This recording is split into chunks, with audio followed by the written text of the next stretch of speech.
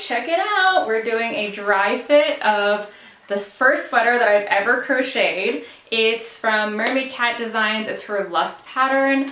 I crocheted it in a hawthorn. Here, I have a tag with me actually. Hawthorn yarn. I got it from Knit Picks, and it's in the Jupiter Speckle color. It's gorgeous. Here's the back. And I put it on just to make sure it fit and everything because I just finished stitching it.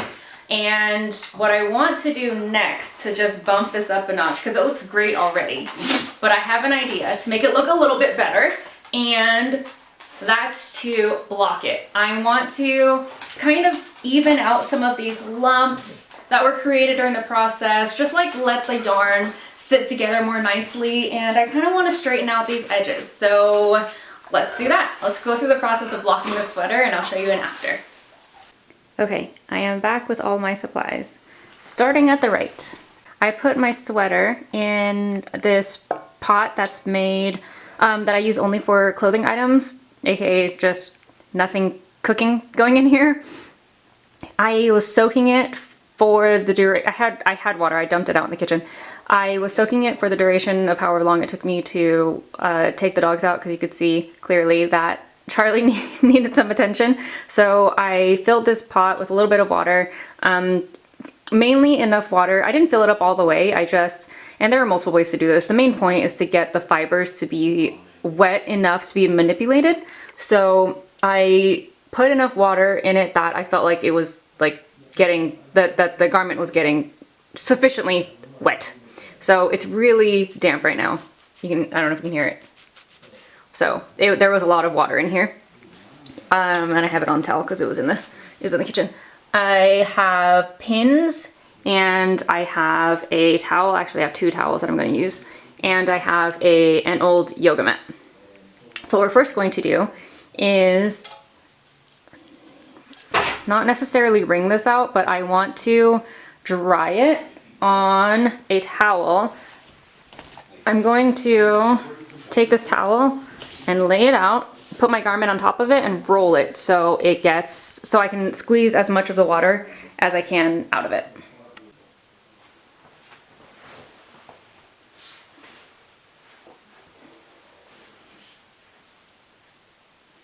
So I'm going to lay it out, and what I want to do is lay it out so like it's as thin of a layer as possible.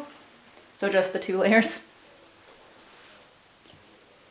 So I can roll it and squeeze out as much extra water.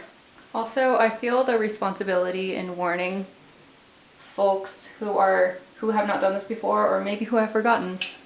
This is 100% wool, and wool frickin' smells when it's wet. So just for anyone who was not expecting that, when you soak it, it is going to smell, and you are going to blame the wrong person in your house when the whole time it was your yarn. Just a heads up. And you don't really want to wring it. I know that I was a little bit earlier, but it's really wet. So, looks good enough. I'm gonna roll it.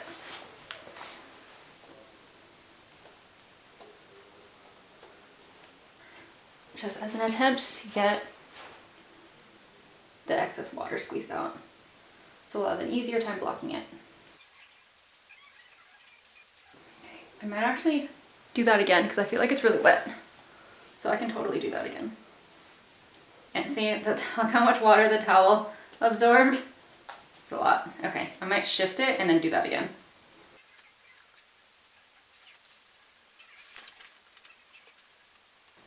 Okay, maybe I'll start on this side this time.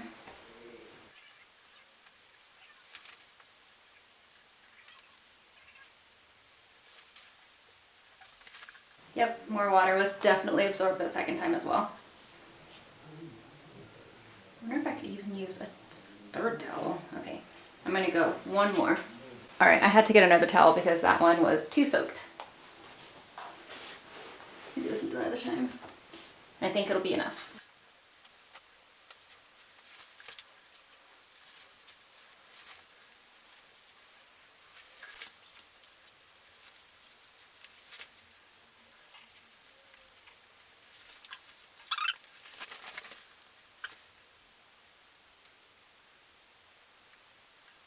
Yeah, that feels a lot better. It's still wet, it's still malleable, but it's not like soaked like it was before. All right, I'm gonna swap towels. This is still wet. I want a dry towel.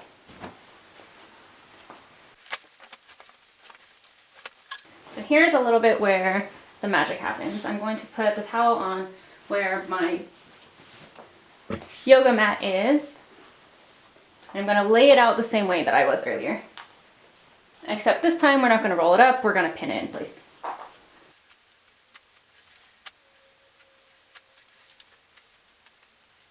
Here's where I'm going to want to be a little bit more picky about how it lays. One of my goals of blocking is that I want the edges to be sharper. So I'm making sure to really line up the edges, make sure that those are crisp because it'll set me up for success when we pin it. And then it dries in that shape.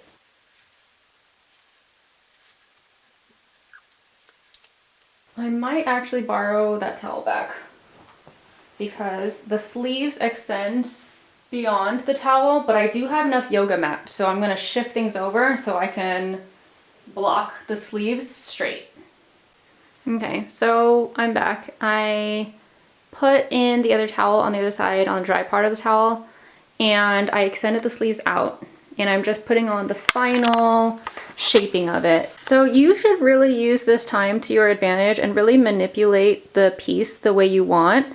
And like I said earlier, I really want to sharpen up these edges, so I'm going to line these up and make sure it's really straight. You could even do things like stretch it down, like if you wanted it longer or something, or if you wanted it bigger a certain way, you can absolutely do that and do that at this time. Kind of pull it in or pull it out, pull it down or sideways or whatever you need it to do to make the shape that you want. There is definitely a lot of wiggle room here because you're dealing with this fiber that's now wet and it's able to be manipulated. So use that to your advantage and use this time to shape it the way that you want it to. I think I'm in pretty good shape here. So I'm pretty happy with how that looks right now. The next step you want to do is to lock this in place so that when it dries, it maintains its shape. That is where the pins come in. So I'm going to pick all the locations I want to pin down a specific location. The goal is to make sure this doesn't lose its shape as the garment dries. There are a lot of different ways to do this. There are official blocking mats, and that's actually one of the benefits. For example, like using a blocking mat would have helped me with the sleeves. Luckily, this yoga mat is exactly as long as I need it to be, but that is somewhere where something like blocking mat can come in handy. Also, blocking mats are thicker. I'm using a thin yoga mat, and you just got to be like pretty careful about placing the pins there. And then I think the other thing too, like there are blocking pins out there, and it's like it looks like 4 pins in one piece, in one like product. So you pin it down and it actually pins 4 across rather than what I'm doing, which is 1 by 1 by 1. So that's cool too. This is just a poor person's pinning method of using things that we already have. So I'm going to go ahead and do my whole garment and show you how that looks.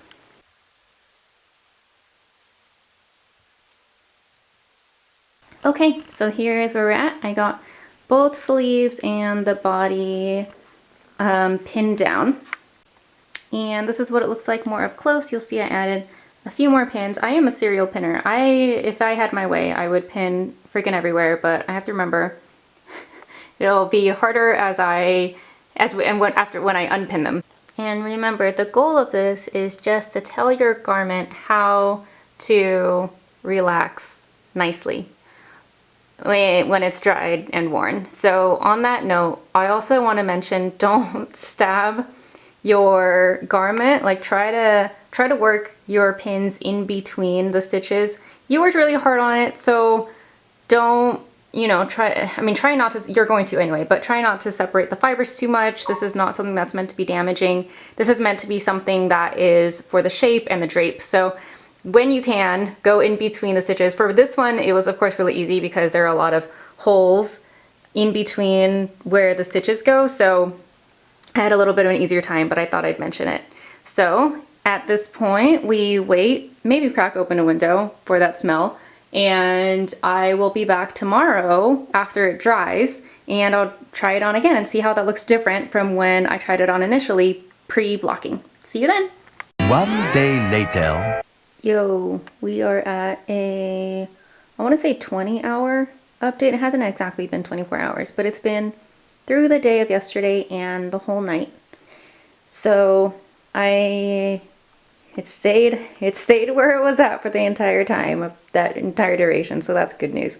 Let me bring you in closer. Although I will admit, we did have a couple of close calls with the dogs coming in and trampling over everything, but no one got hurt, so it's okay. I just get a little nervous with needles around. But I think we're actually dry. Yeah, I think we're actually pretty dry. I do want to flip it. I usually flip it at a certain point in the process. I think because the the yarn was so light and the pattern was very airy, that it had a fine time drying without needing to be flipped. But I usually flip it, so I think I'll just do that right now. I think I'll flip it over. I might not pin it because I feel like it's mostly dry. I just want it to dry the rest of the way. And then, yeah, well, I'll flip it over and then come back in with another update in a couple of hours. Hi, and she's back with her blocked and dried, fully dried garment. I had last talked to you maybe 5 hours ago. I checked in when I told you I was gonna flip the sweater over, and I'm glad I did because it was actually still pretty damp on the backside. So, lesson for us all, always plan to flip it over even if we think that the garment is holdy enough that we won't need to. We will need to. So this is how it looks, this is how it drapes. I feel like the sweater is just a lot softer now. I do like the drape better. I feel like it just sits better on my body. Here's the back. It just feels like a more cohesive garment after I blocked it. Side note, I don't know if I made the sleeves too long. I don't know. Oh, it's all good. It's all good. It looks good. It's like this really would have come in handy today because I was too hot for a sweater, but I was also too cold to not have a sweater. So I was just constantly switching back and forth between having a blanket and shedding the blanket. So this is where something like this could have come in handy. Also, for any of you eagle-eyed viewers out there, if you are wondering, something looks different, you're not crazy. Something is different. I realized that I had never finished the neckline, so I went in and I added that afterwards. So if you notice something looks different, you're right. I added this in afterwards.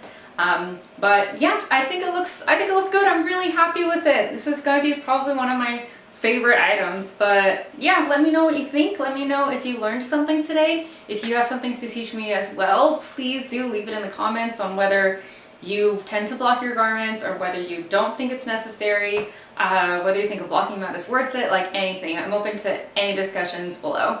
So let me know how you liked this video, and I will catch you next time. Bye.